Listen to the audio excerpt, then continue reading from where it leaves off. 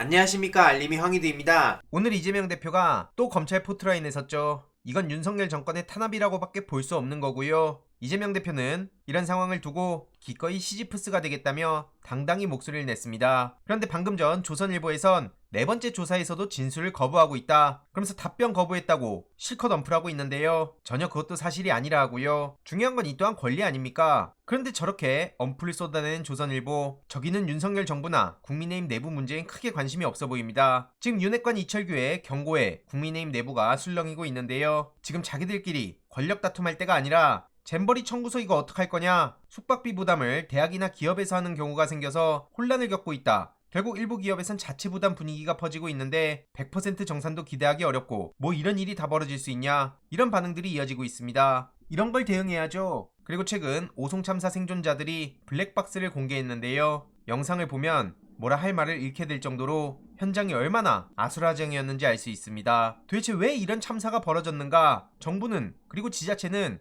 여기에 대해서 왜 책임을 아무도 지지 않는가? 이게 지금 문제의 본질이고요. 이건 결국 인재이고 관제이고 중대시민재해다. 그런데 계속 책임 떠넘기기만 하고 있으니 생존자분들 입장에서도 참담하단 얘기가 나올 수밖에 없는 거죠. 참사 생존자 11명이 17분 분량의 영상을 공개했는데요. 이대로 잊혀질까봐 우려를 해서 공개했다는 겁니다. 참고로 오늘 저녁 6시 반에 추모 문화제가 열린다고 하고요. 사고 진상 규명, 책임자 처벌 끝까지 받아내야 됩니다. 이와 관련해서 국민의힘에선 김영환 충북지사 소환을 반대하고 있는데 이들 이름도 다들 기록해둘 필요가 있고요. 어쨌든 지금 주민소환 서명 접수가 시작됐습니다. 오는 12월 12일까지 120일 동안 진행되고요. 주민소환 투표가 성사되려면 19살 이상 유권자 10% 이상 서명을 받아야 된다고 합니다. 여기에 해당되는 분들께 널리 소식을 알릴 필요가 있고요. 이뿐만 아니라 지금 전국적으로 사건 사고가 끊이지 않고 있습니다. 서울 한복판 공원에서 끔찍한 일이 벌어졌는데요. 대낮 신림동의 한 공원에서 여성을 때리고 성폭행한 30대 남성이 경찰에 붙잡혔단 겁니다. 지금 피해자분은 생명까지 위독하다고 하는데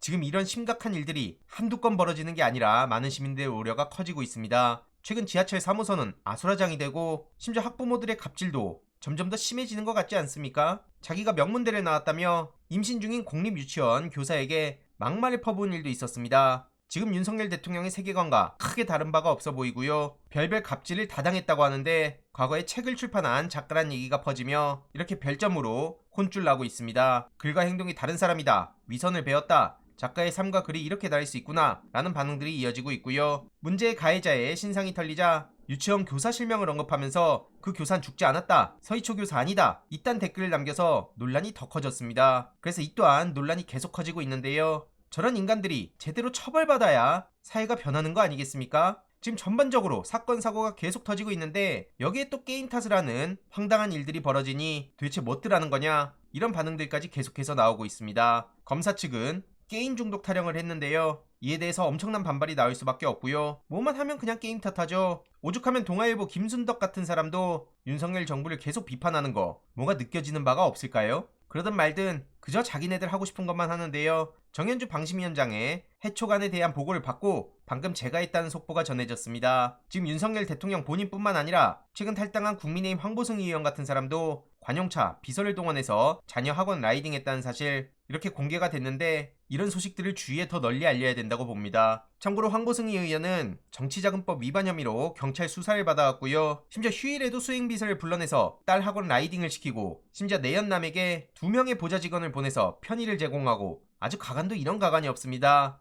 해당 소식을 접한 시민들은 철면피다, 저런 인간을 뽑은 사람들 참 좋겠다, 뭐하는 인간이냐, 이런 반응들이 나오고 있고요. 이후로 어떻게 되는지 소식 계속 전해드리도록 하겠습니다. 이번 내용도 유익했다면 구독, 좋아요, 알림 설정, 멤버십 가입 정말 큰 힘이 된다는 점 말씀드리고 싶습니다. 주위에 널리 공유 부탁드립니다.